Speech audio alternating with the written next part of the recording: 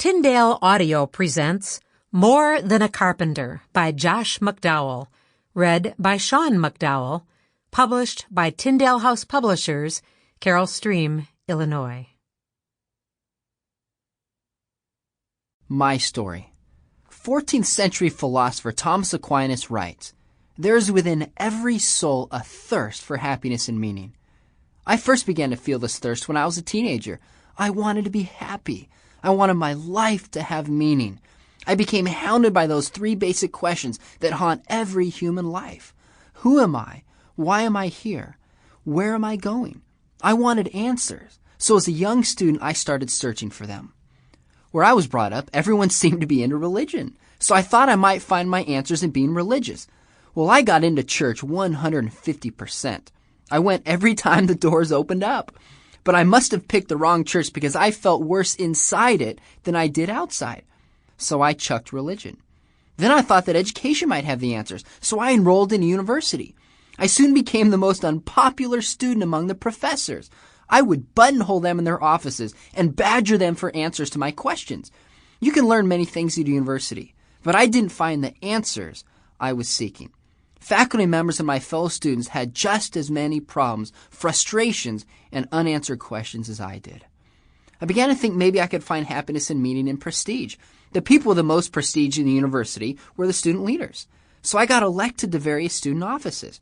It was a heady experience to know everyone on campus, to make important decisions, to spend the university's money getting the speakers I wanted and the students' money for throwing parties. But the thrill of the prestige wore off like everything else I had tried. I would wake up on Monday morning, usually with a headache because of the night before, dreading to face another 5 miserable days. I didn't let on that my life was meaningless. I was too proud for that. Everyone thought that I was the happiest man on campus. They never suspected that my happiness was a sham. About that time, I noticed a small group of people, 8 students and 2 faculty members, who seemed different from the others. They seemed to know who they were and where they were going, and they had convictions. I admire people who believe in something and take a stand for it, even if I don't agree with their beliefs. It was clear to me that these people had something I didn't have. They were disgustingly happy, and their happiness didn't ride up and down with the circumstances of university life. It was constant. A couple weeks later, I sat around a table in the student union talking to some of the members of this group. The conversation turned to the topic of God. I was pretty skeptical and insecure about this subject, so I put on a big front. I leaned back in my chair, acting as if I couldn't care less. "Christianity, ha!" I blustered.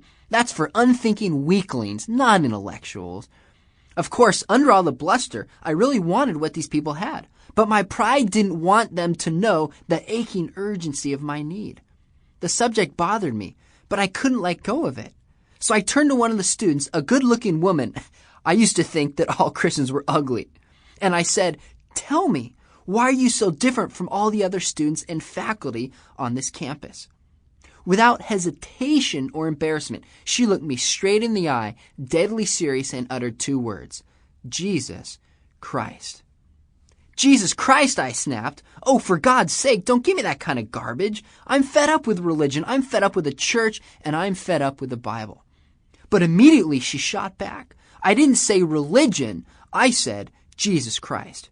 She pointed out something I'd never known. Christianity is not a religion. You see, religion is humans trying to work their way to God through good works.